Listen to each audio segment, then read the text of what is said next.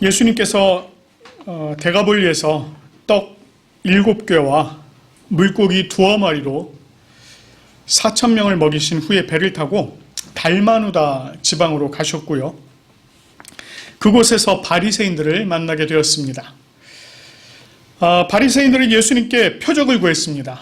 그러나 예수님께서는 그들을 인하여 깊이 탄식하시면서 표적을 주지 않겠노라 이렇게 말씀을 하셨습니다. 그리고는 배를 타고 다시 그들을 떠나 출발하셨습니다.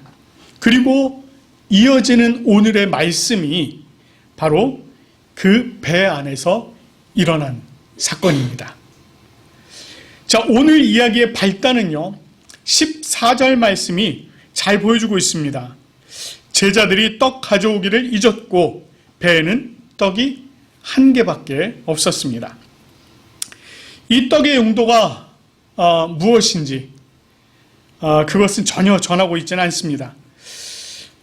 이것이 성찬역, 그러니까 만찬이죠.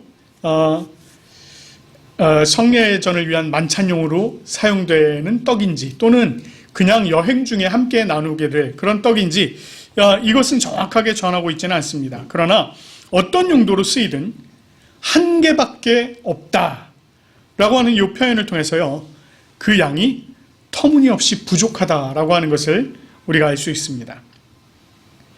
아마도 이 제자들은요, 떡이 1개밖에 없다는 그 일로 인해서 마음이 굉장히 쓰였던 것 같습니다. 그래서 그쪽의 생각이 온통 다 집중이 되어 있었습니다. 그런 와중에 예수님께서 제자들에게 경고하여 이르시기를 바리새인들의 누룩과 헤롯의 누룩을 주의하라 이렇게 말씀을 하십니다. 이 누룩이라고 하는 것이요, 이게 빵을 만들 때 밀가루에 섞어서 이제 부풀리게 하는 그런 효모를 말합니다. 그런데 이게 성경에서는 하나님의 나라를 비유하는 부분이 있어요.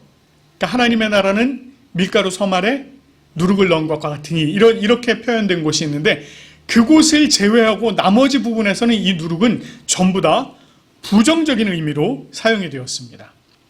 그 이유는요, 이게 변제시킨다라고 생각을 한 겁니다.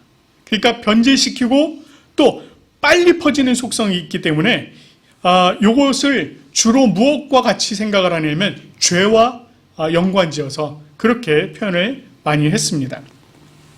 그래서 제물로 드리는 빵에는 누룩을 넣지 않도록 하였고 특히 곡식가루를 제물로 드리는 이 소재에는 누룩을 사용하지 않도록 하였습니다.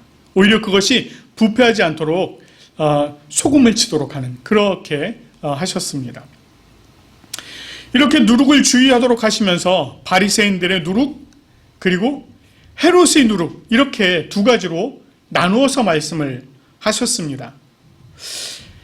조금 아까도 말씀드렸지만 이 누룩이라고 하는 것은 이 부정적인 영향력을 말하는 것입니다. 그래서 바리새인들과 헤롯의 이 악한 영향력을 주의하라라고 하는 그런 말씀인 것입니다.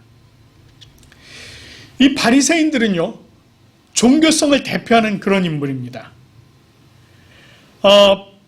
그리고 헤롯은 정치성을 대표하는 그런 인물입니다.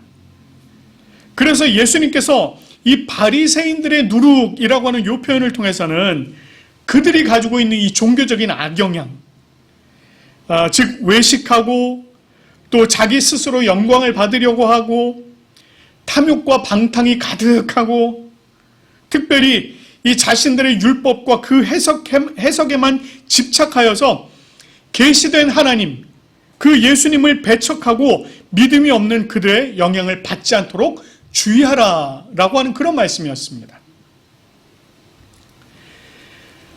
또한 이 헤롯의 누룩이라고 하는 그 표현을 통해서는요, 그의 정치적인 그러한 영향력, 악영향, 특히 헤롯 같은 경우는요, 이 자기의 그 왕국을 유지하기 위해서 이 정치적인 권력을 잘 사용했던 그런 사람 중에 하나입니다.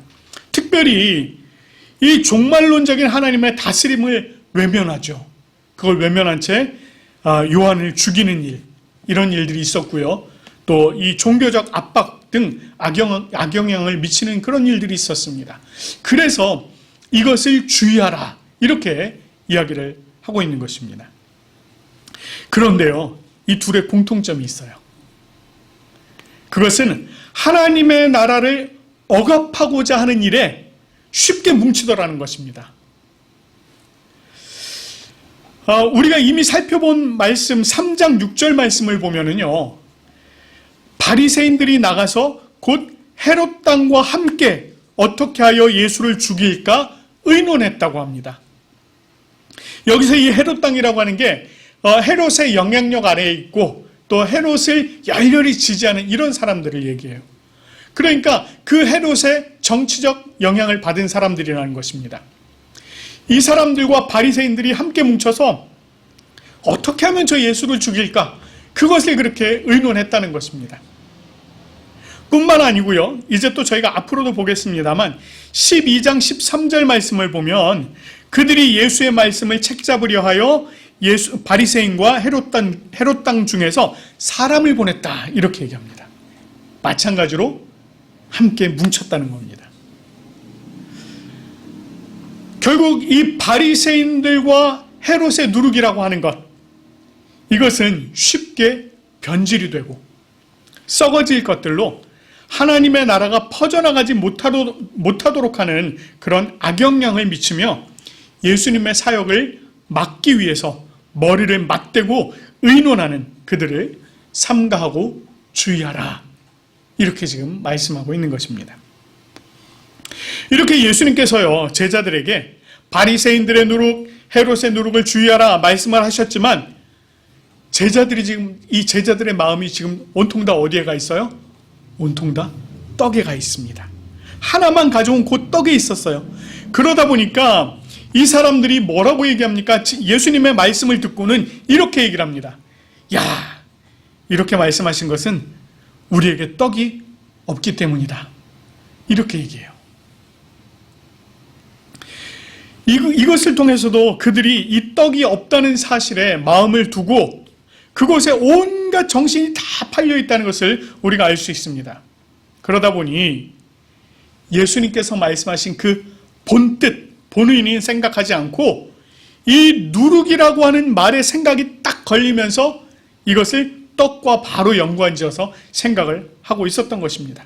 그래서 이 사람들이 야, 이것은 우리에게 떡이 없기 때문이다 라고 자기들 멋대로 해석하고 이야기하는 것입니다.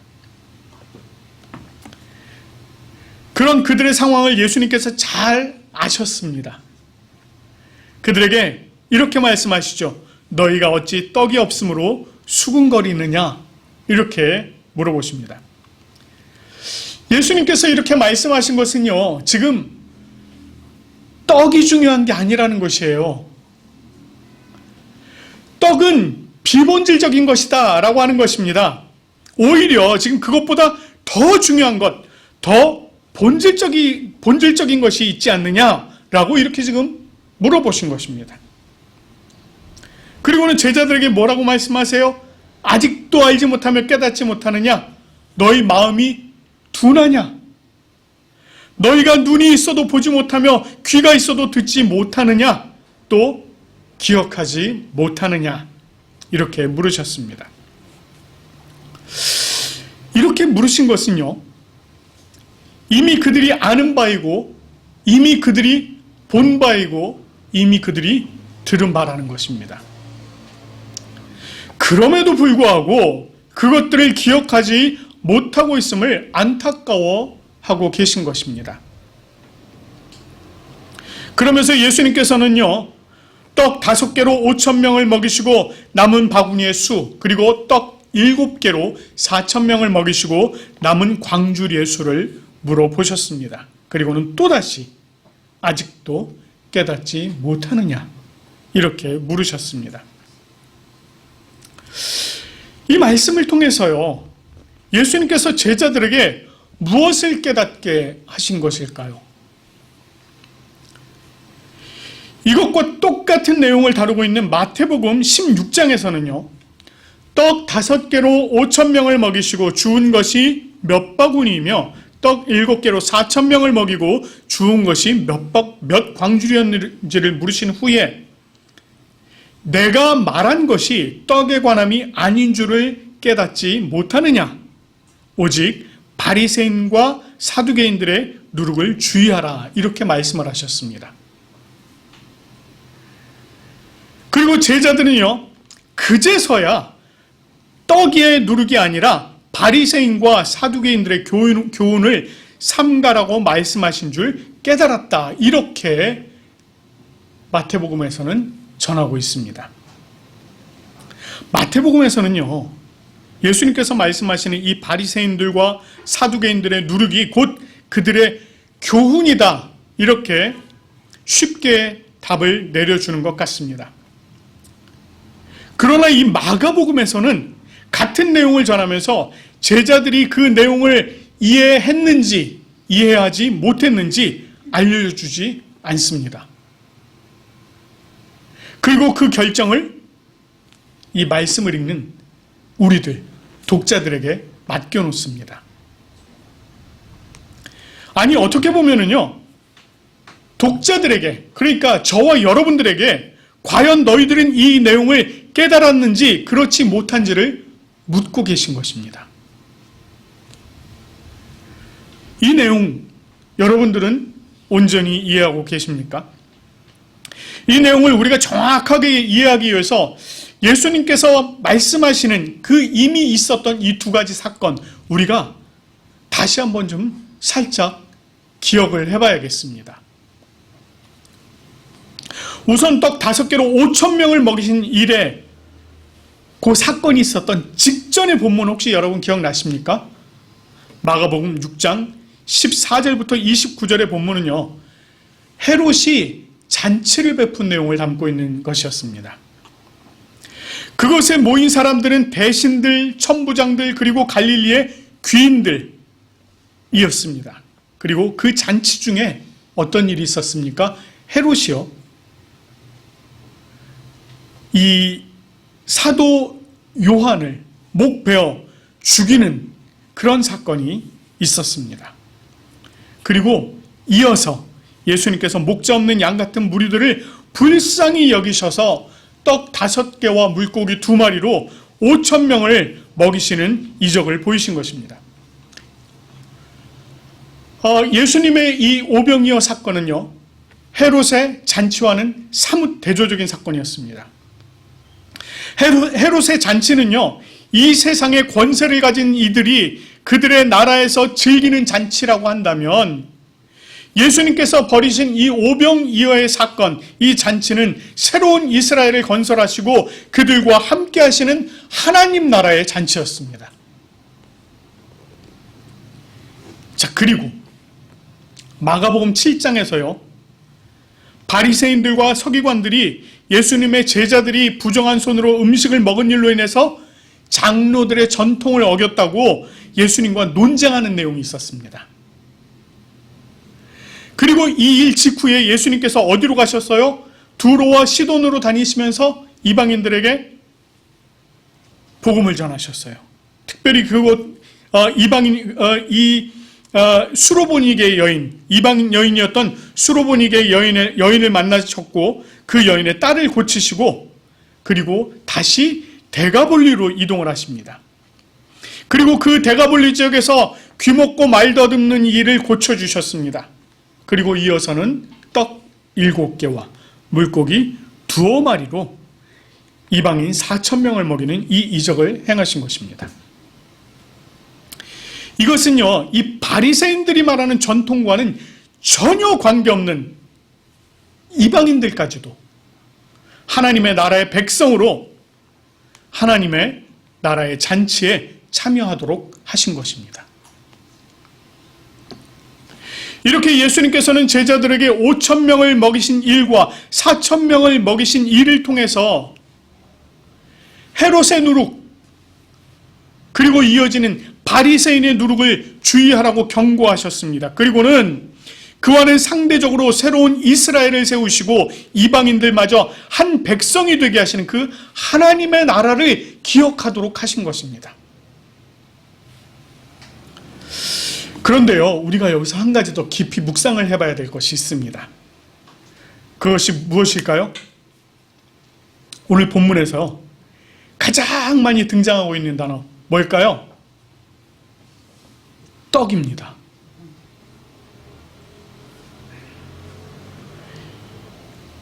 제가 조금 아까는 떡이 비본질적인 것이다 이렇게 말씀드렸어요.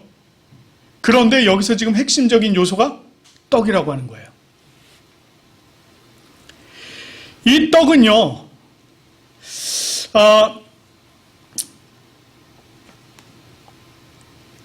본문에서 전하고 있는 떡 5개로 5,000명을 먹이시고 또 떡 7개로 4,000명을 먹이신 이 사건에서도 굉장히 핵심적인 요소예요. 거기서도 떡이 등장합니다. 그리고 예수님께서요, 그 떡을 나누어 주시는 방법을 얘기를 하시는데 19절 말씀과 20절 말씀을 보면 어떻게 표현하고 있어요? 떡을 떼어 주셨다 이렇게 표현하죠. 떼어 주셨다. 여기서 이 떼어 주다라고 하는 말은요, 우리 흔히 말하는 뜯어 주다 또는 찢어 주다입니다. 이것은 성만찬에 사용되는 표현입니다. 그런데 이것은요, 생명의 떡으로 이 세상에 오신 예수님께서 자신의 몸을 찢어주시는 것을 상징적으로 표현하고 있는 것입니다. 그런데 정작 제자들은요, 생명의 떡으로 이 땅에 오셔서 자신들의 눈앞에 있는 그 예수님이 있었음에도 불구하고 그들의 시선이 전부 다 어디가 있습니까? 한 덩어리밖에 남지 않은 그 떡에 시선이 가 있는 것입니다. 생명을 구원하시고 영원한 하나님의 나라를 세우실 본질적인 생명의 떡이신 예수님을 자신들의 눈앞에 놓고도 그 예수님께서 참된 본질적인 생명의 떡이라고 하는 이 사실을 전혀 깨닫지 못하더라는 것이에요. 그러면서 당장 육신의 문제에 사로잡혀서 한 개밖에 없는 이 비본질적인 떡에 자신들의 눈과 마음이 온통 다 집중이 되어 있었다는 것입니다. 우리는 어떤가요? 하나님께서 우리에게 하나님의 말씀을 주셨습니다. 하나님께서 이 말씀을 우리에게 주신 이유는 세상의 누룩을 삼가라는 것입니다. 하나님의 말씀을 통해서 이 땅에 하나님의 나라를 세워가시는 그 성령의 놀라운 사역을 기억하고 우리를 구원하신 생명의 떡, 그리고 이 땅을 통치하시고 주관하시는 왕의 왕 되신 예수 그리스도를 기억하도록 하셨습니다. 그런데요, 우리는 그 예수 그리스도를 모시고도 하나님의 말씀을 왜곡하여서 도덕적이고 윤리적인 생활만을 강조하기도 하고요, 해야 할 것과 하지 말아야 할 것을 구분하기도 하고, 심지어는 자신의 이익만을 추구하는 일에 더욱더 마음이 집중되어 있는 것이 아닙니까? 참된 생명의 떡이신 예수 그리스도, 그분을 우리들 눈앞에, 아니 우리들 마음속에 넣어놓고도 우리가 그 예수 그리스도를 바라보지 못하고 우리의 마음과 생각을 온통 다 세상의 육신적인 떡에만 가 있는 그런 삶을 우리가 혹시 살지 않고 있습니까?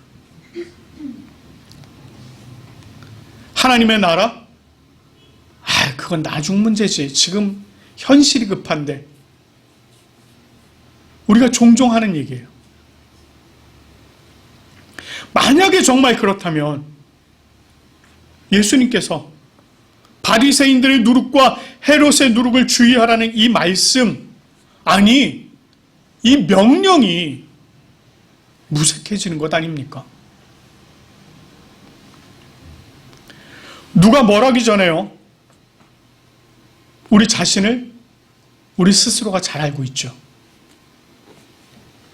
과연 내가 정말 하나님의 나라를 소망하며 예수 그리스도의 그 교훈을 따르고 있는지, 그 생명을 따르고 있는지, 아니면 바리새인의 누룩, 헤롯의 누룩, 세상의 누룩, 그것을 따르고 있는지 우리는 아마 잘 알 것입니다. 그리고요, 예수 그리스도께서는 지금도 우리들에게 또 이렇게 물어보십니다. 너희가 아직도 알지 못하며 깨닫지 못하느냐? 너희가 아직도 깨닫지 못하느냐? 하나님의 나라를 이루어 가시는 이 예수 그리스도의 말씀에 귀를 기울이면서 그 말씀의 깊은 뜻을 깨달아 우리가 알고 이해하며 또 주님께 아멘으로 순종하며 나아가는 우리 모두가 되어지길 간절히 축원합니다. 아멘.